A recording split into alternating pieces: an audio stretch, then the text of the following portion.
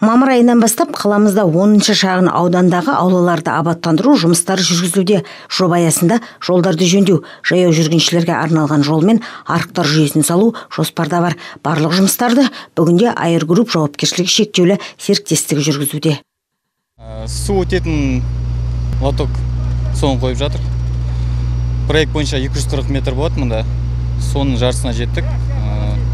Яғни осы ауданнан шығатын жолда тұрған су осы арық бойынша ан жақта су өтетін құбырға соған тіреміз. Осы 2 жұманың ішінде бітіреміз деп планда отыр. 240 метрге жоспарланған арықтарға лотоктар төселіп жатыр. Тереңдігі 1 метр болатын арықтардың бүгінде жартысына жуығы жасалған. Мамандардың сөзінше салмағы 1 тоннадан асатын лотоктар арнайы кран көлігінің көмегімен жүзеге асуда. Негізде кранмен жұмыс істеледі, мына жерде ағаштар болған соң манипулятормен қойып жатыр.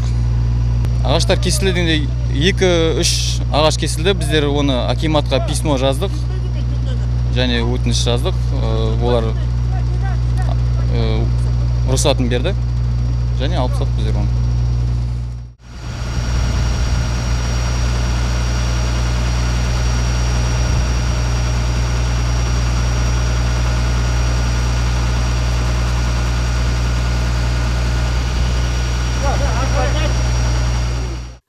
Құрылыс жұмыстары барысында ауладағы бірқатар ағаштар кесілді. Өсіп тұрған ағаштарды кесті деген аула тұрғындары да наразылықтарын білдіріп қалды. Қала басшысының сөзінше, жұмыс барысында кесілген ағаштардың орны толмақ. Құрылыс жұмыстары толық аяқталғаннан кейін жаңа тал теректер отырғызылатын болады. 3 бригадаға бөлінген құрылыс жөндеу жұмыстары 4 кезеңге жоспарланған. 40 адам 12 бірлік техникамен кезең-кезеңмен жұмыстанатын болады. Қала әкімінің айтуынша, алдағы уақытта тағы бірнеше ағаштар кесілуі мүмкін. Келер жылдан бастап аула ішінде кесілген ағаштардың орнына гүлзар орнатылмақшы. Қиыршық тас төсеу, жарықтандыру жұмыстары да жоспарда бар. Жайнагүл Жеңісқызы, Тимур Төлепбергенов, Азамат Бабағожиев, Қарашығанақ арнасы.